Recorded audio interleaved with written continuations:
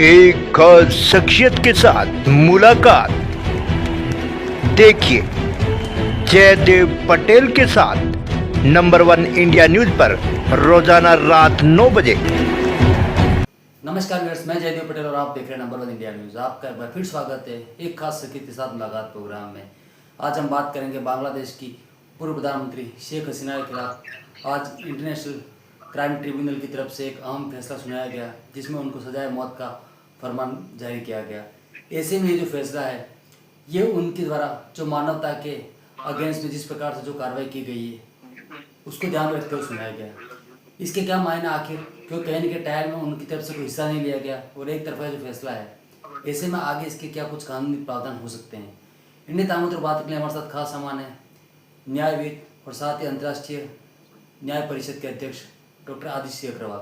Doctor Aditya Agarwal जी, आपका बहुत स्वागत है आज हमारे प्रोग्राम में।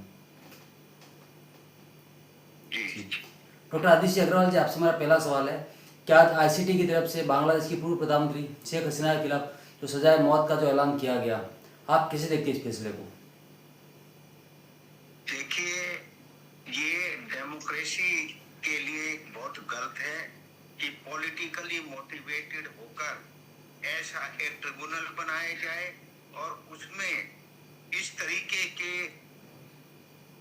जजमेंट पास करा जाए कि भाई आपने पीस करने के लिए कहीं एजिटेशन हो रहा है, एजिटेशन को जो कि कॉन्स्टिट्यूशनल वे से नहीं हो रहा, जिनकी डिमांड कोई जो चीजें डेमोक्रेसी में बैलेट के थ्रू होनी चाहिए डिसाइड, उसकी जगह कोई प्रोसेसन निकाल कर दंगा फसाद करके लॉ एंड ऑर्डर को खत्म करके जो है कोई करता है, तो एडमिनिस्ट्रेशन का, सरकार का ये काम होता है कि लॉ एंड ऑर्डर को मेंटेन करे।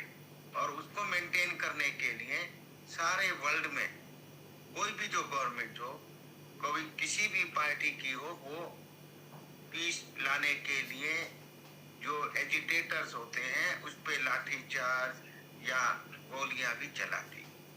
और अगर इस तरीके से पुलिस वाले, पैरामिलिट्री फोर्सेस जो हैं गोली चला दे, तो उस कारण के प्रधानमंत्री को आप प्रोसिक्यूट करो और उसकी एब्सेंस में करो।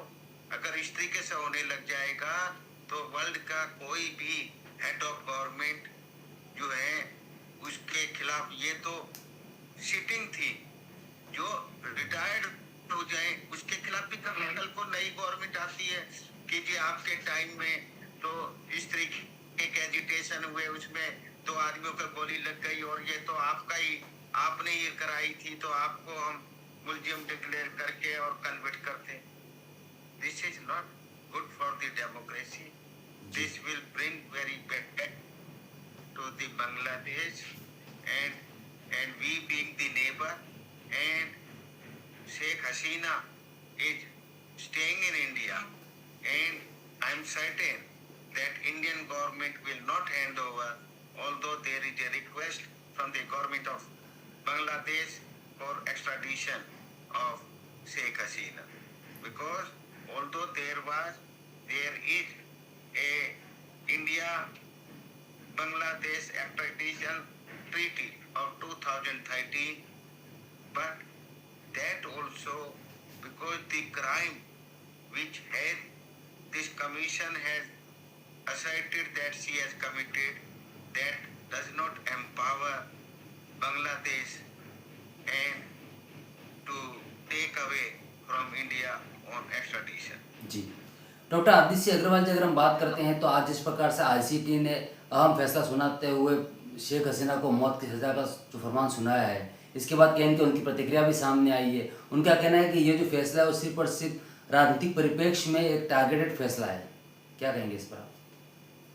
मैं तो शुरू में कहा है कि आप दंगा फसाद करके किसी को गवर्नमेंट से हटा दो, उसको फिजिकली मारने के लिए उसके गवर्नमेंट एकोमोडेशन में घुस जाओ, और इस तरीके से अगर ये चीज परमिट करी गई तो दंगा फसाद एक ये इस तरीके से इलीगल एक्टिविटीज सारे वर्ल्ड में फैलेंगी और कोई जमहूरियत किसी भी कंट्री में नहीं रहेगी। डॉक्टर आदित्य अग्रवाल जी, जिस प्रकार से आईसीटी ने फैसला सुना है शेख हसीना के अगेंस्ट में मौत का, इसको लेकर के आपको नहीं लगता कि एक तरफा ट्रायल चलाई गई और एक तरफा सारा फैसला सुनाया गया, ऐसे में आगे शेख हसीना के पास में क्या ऑप्शन रहेंगे? एक तरफा और एक मुलजिम को उसको अप्रूवर बना रहे हो, और प्रधानमंत्री की कौन बात सुनता है? प्रधानमंत्री की बातें कि पीएम ने कराया हर चीज को। ये ठीक है कि पीएम का काम लैंड ऑर्डर मेंटेन करना अपने कंट्री में, और जब इस तरीके के माहौल होते हैं, पॉलिटिकली मोटिवेटेड प्रोसीडिंग्स चलती हैं, तो कोई भी जो लॉ में विश्वास रखने वाला है, कोई इस चीज को एप्रिशिएट नहीं करेगा, सब कंडेम करते हैं। आज being the president of International Council of Jurists, I received so many calls, जी even from Bangladesh. जी doctor ji People are not happy in any part of the world. जी डॉक्टर आदित्य अग्रवाल जी, अगर हम बात करते हैं तो ऐसे में अब आगे शेख हसीना के सामने क्या ऑप्शंस रहेंगे खुद को बेगुनाह साबित करने का, जब आईसीटी का इस तरीके का फैसला आया उसके बाद? कोई बेगुनाह साबित करने की उन्हें जरूरत नहीं है। वो हिंदुस्तान में पीसफुली, भारत सरकार ने उन्हें शरण दी हुई है। भारत सरकार से कोई भी उनको नहीं ले जा सकता है। ये जरूर है कि पॉलिटिकल उनका जो एक फ्यूचर वो जरूर खत्म हो गया है। जानबूझकर ये ऐसा ऑर्डर पास कराया गया है ताकि वो बांग्लादेश वापस ना जा सके, वहाँ के इलेक्शंस में पार्टिसिपेट ना कर सके और दोबारा प्रधानमंत्री बांग्लादेश की ना बन सके। डॉक्टर आदित्य अग्रवाल जी, आपसे हमारा एक आखिरी सवाल है कि आज आईसीटी का जो फैसला आया शेख हसीना के अगेंस्ट में, इसका भारत और बांग्लादेश के रिश्तों के साथ साथ में भारत पर क्या असर होगा?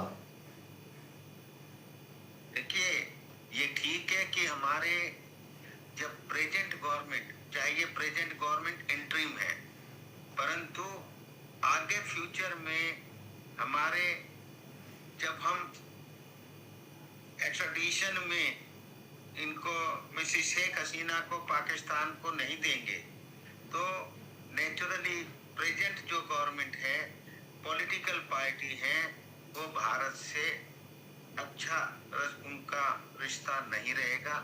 रिश्ते इससे थोड़े बिगड़ने के चांस हैं, क्योंकि हमारी मोरलिटी ये भी है, जो हमारी शरण में आया है उसको हम किसी दरिंदे के हाथ में ना दें।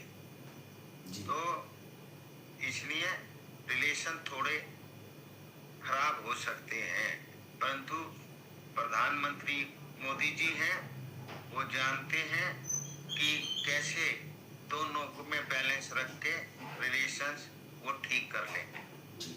डॉक्टर आदित्य अग्रवाल जी, आपने हमारे लिए समय निकाला, मत करके हमारे साथ साझा करी, उसके लिए आपको बहुत बहुत धन्यवाद।